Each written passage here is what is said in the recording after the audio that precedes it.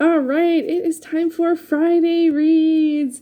Hey everyone, it is Shannon, and I'm super excited to be here today and to share with you this video. In my Friday Reads videos, I share how my reading has been going, including what I've finished, what I've started, and anything interesting I'm carrying over week to week. I do have, I don't have everything this month. Well, or this week, sort of. Anyway, I have stuff to talk about, which is always the important part. And and it is a bit of a weird week because it's we go from August to September, so happy September. I hope you're having a good one so far. And I know a lot of people are happy because a lot of people really, really, really love fall. I think on Instagram I've seen so many posts about, okay, now we're in Halloween season, or now we're in fall season, or now we're in sweater weather. And the first of the month actually was quite chilly. It was 17 degrees Celsius here, which I don't know.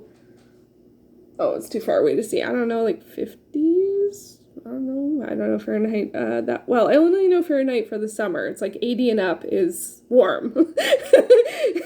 Anyway, but so yeah, and like the whole day wasn't 17 Celsius, but it has been a while since we've had a day that sort of is in that bracket. So definitely, but it's still summer for 3 whole weeks. Anyway, so it is September, so I did have a bit of a push to finish things for the end of the month. So I did manage to finish a few things, which is great. And let's start with the finishes. So one of the finishes I read was The 4 Tendencies by Gretchen Rubin. This is a nonfiction work that is about 4 different sort of tendencies or personality types, and the subtitle is The Indispensable Personality Profiles That Reveal How to Make Your Life Better and Other People's Lives Better Too. I will leave a link below for the quiz to the 4 tendencies. I've done this before, but it's always fun to do quizzes. And so if you want to check out what personality or what tendency you are. I knew going into this that I was an upholder. I actually have heard a fair amount about this as I am on Gretchen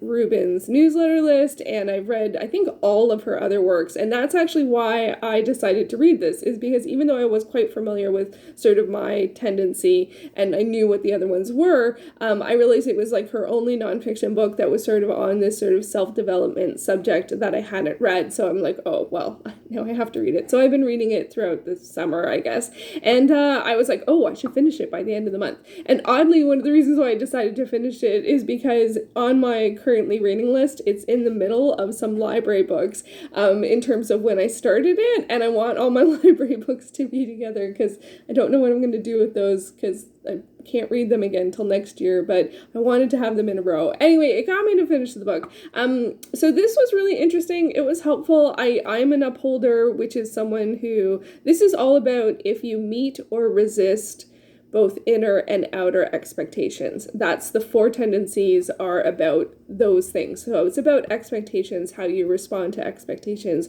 Do you meet them? Do you resist them? I knew I was an upholder going into this, and I was familiar with the other tendencies. But I thought it would be a helpful way to sort of like understand different perspectives and why people respond the way they do, and that, and it's just always good to know sort of like how people work.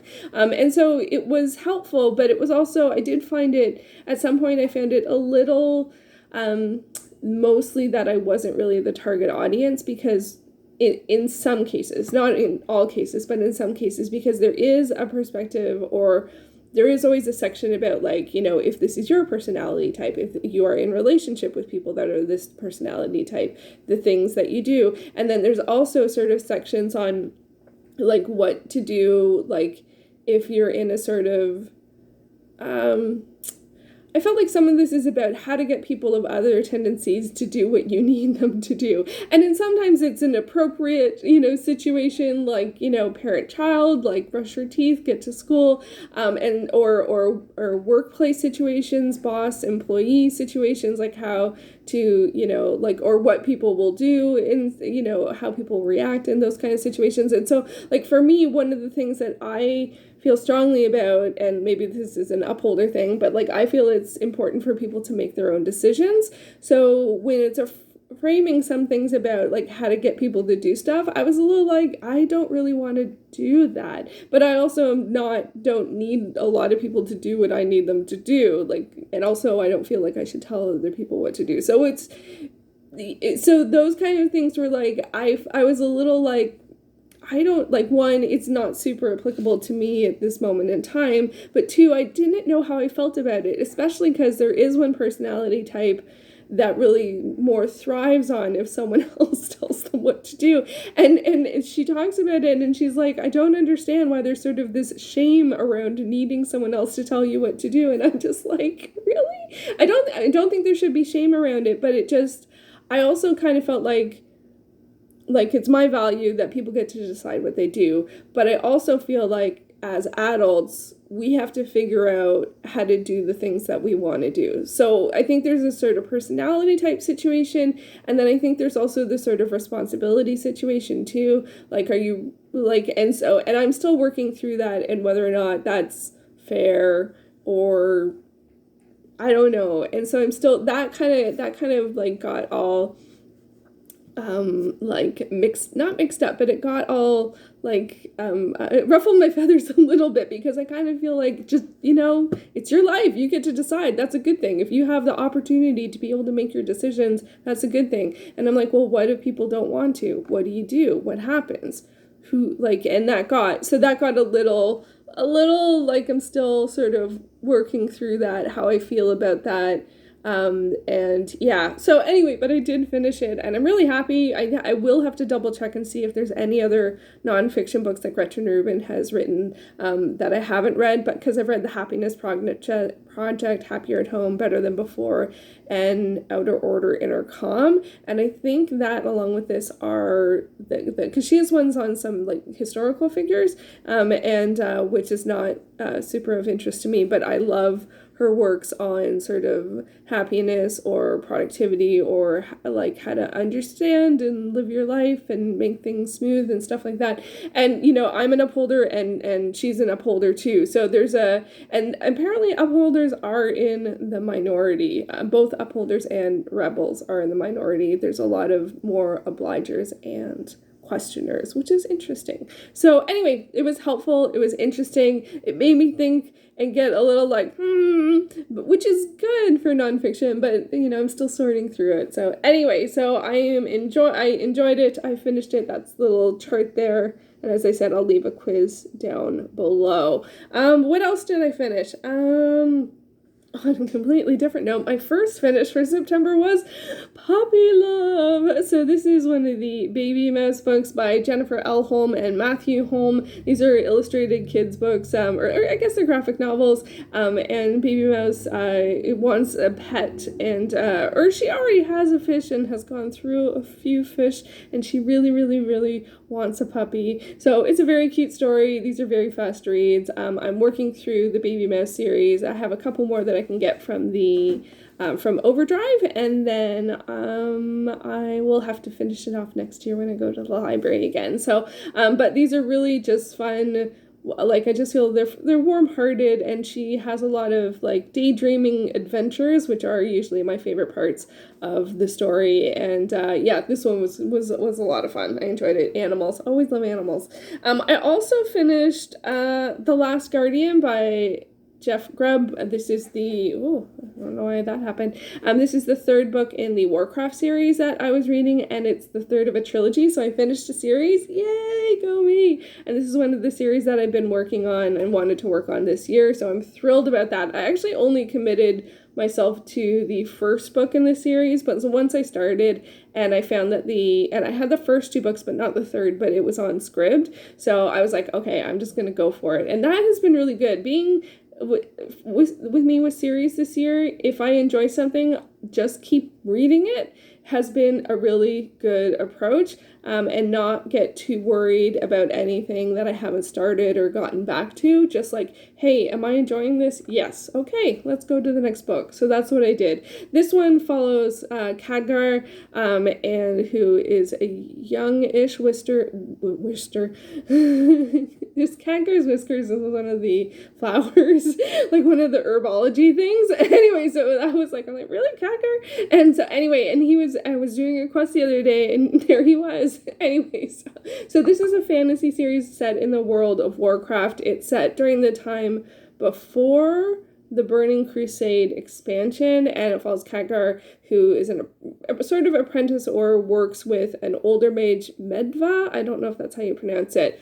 And it was actually quite a short adventure. It had some really interesting elements to it, but I felt like it summed up pretty quickly, and I wasn't 100% sure what the ending was. Like, that feels a bit weird to say, like what exactly happened. Like, I felt resolved. I felt like we got answers, but I also felt like I was like, oh, wait a second, I don't quite understand that. So yeah, there's not a lot of information about this book out there. I think on Goodreads, I don't even know if there's a description, which is pretty unusual. Maybe I should check the description on Scribd. Anyway, it was a little like, is it this or is it that? Like, are they saying this or that? But it was, what am I trying to say? I think it's unclear on purpose.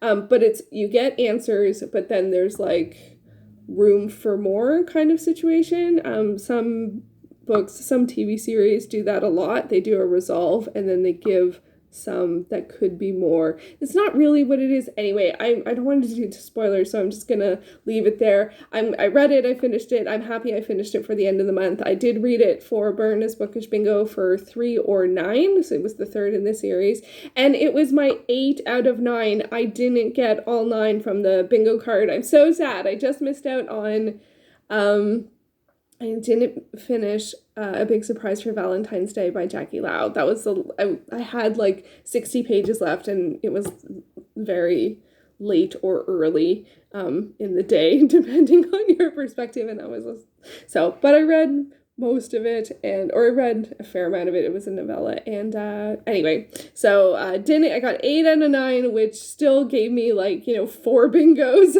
So I think that's good, and I did finish this one, which I really wanted to. I did also finish a really short work, which this is not the best picture, but it's the one I could find. Gods of the North by Robert E. Howard, which is one of the Conan the Barbarian stories. I'm working through the series, and this one was really short. It was only 14 pages, so I read it on the last day of the month. I just snuck it in, and I got one more in that series, because it's like 18 titles long. It's mostly short stories or novellas, but there is one novel in there. I'm not going to finish this series this year, but I'm just trying to make consistent progress. And this was a Conan story that was sort of tied to Norse mythology, and very short, just really sort of more of an idea, not an idea, it was a story. It would be like a good sort of campfire sort of story, and I didn't love it, to be honest. There is the gender stuff in this series is not great, but I'm not surprised at that, given it was written in 1934, and this one is really a very small adventure, but it has some really good visuals in it, and it is set in the Norse mythology. I was a little confused that there was Norse mythology, because I thought Conan was a sort of created world, so I find it weird that it sort of connects with this. I think it's one also that was I don't know where. I picked a list of the books to read in a certain order, and I have a collection on Scribd that has them in a certain order, but I think this might be, I think I read that this one was one that wasn't published, or wasn't published till later, or something like that. I don't know. Anyway, I read it, so that's my story, and I'm sticking with it. So that's the stuff that I finished. In terms of starts, I actually did not start anything this week that I didn't finish, because it was the end of the month, and my currently reading is I think now it's at 38, 39, but in reality, when I clear everything off at the first of the month, I got down to 26 or 28. I have one book I didn't add to Goodreads, and I have one TV series that I'm watching that's an adaptation. So it's 26 on Goodreads, but 28 in reality. And that's down from 32 at the beginning of August, and I'm down almost over 900 pages from the beginning of August. So that feels like really, really good progress, and I did finish up and return a bunch of stuff to the library. That does actually, in the outstanding pages for the new month. It does include 3 library books that I won't get to until next year. I did take 2 titles off of my currently reading because I would have to start them from the beginning. That is my determination. That is how I decide whether something stays on my currently reading or moves off of it. If I have to go back to the very beginning, then I'm not currently reading it anymore. Sometimes I keep it on there if I know that that's going to be in the near future, but if it's not going to be in the near future, then I remove it from my currently reading. Anything, like there's books that I picked up, actually I picked up 2 this week, and that I haven't read for months, and it was fine. I could just get right back to it. One of those was True Grit. I got back to True Grit by Charles Portis. This is one that I'm hoping to finish in September. I don't have tons of pages left. I don't have it here. It's less than 100. It is only sort of like 160 pages. 100, I gotta be careful, 50 something. Yeah, so I picked this back up. It is a Western. I don't know if it's considered a modern classic, maybe. It's been made into films, one in the 60s and one in the 2000s. I've seen both of the films, so I am familiar with the story, and it has a very forthright, direct, determined young woman, or, I guess, I don't remember if they say how old she is, who is very determined in a quest to get something done and sort of recruits some people to help her,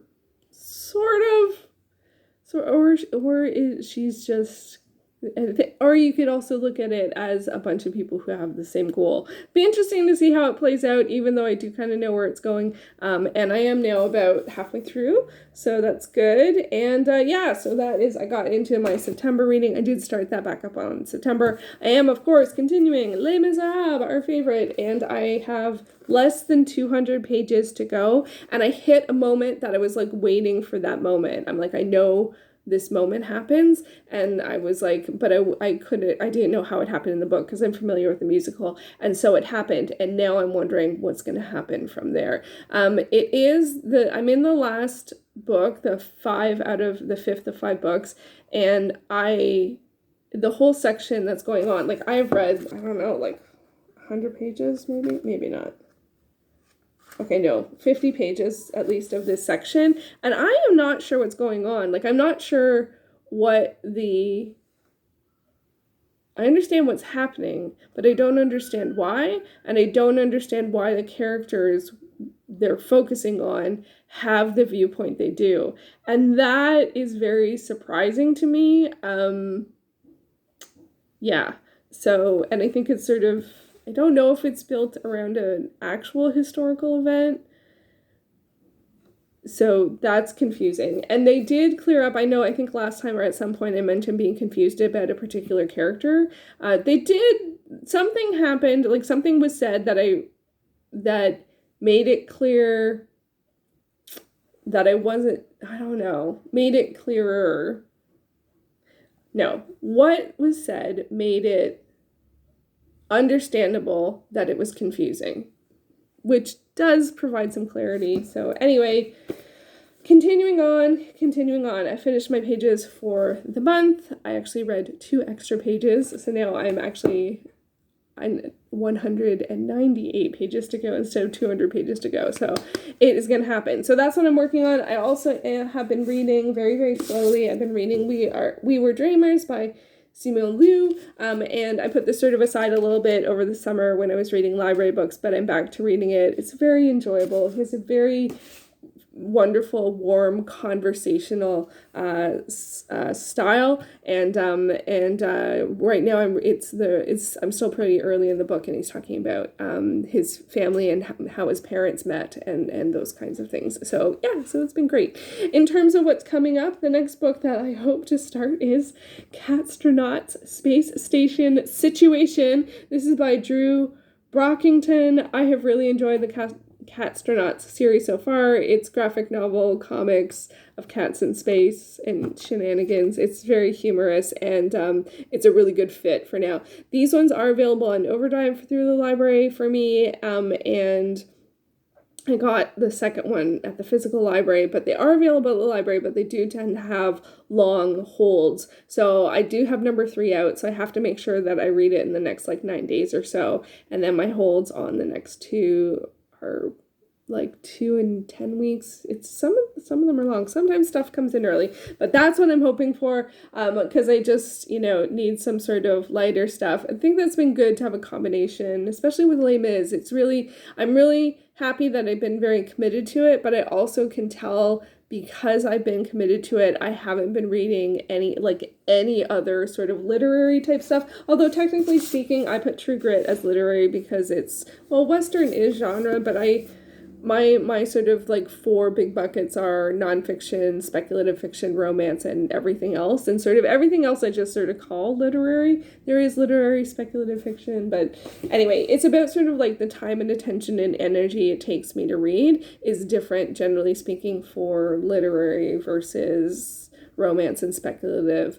And speculative is variable because there's the more familiar I am with the author and the ideas, the easier it is for me to read. And there also is some literary that's also really easy to read. So anyway, but it just sort of, I just noticed that because I have picked and sticked with Les Mis, so I actually have the back cover, that's why I thought it was the front, so it's way bigger than that, but those are the bookends, literally. But because I picked and sticked with Les Mis, I have either not chosen other literary works or had them be short, like the Ibsen plays that I've been reading. So so anyway, so I think I will finish it, and my goal is Halloween, and we'll see, and if not, the end of the year, and we'll see how that goes. But yeah, I'm feeling like I'm just like noticing that it's making me not read any other sort of realistic or classics or tougher works,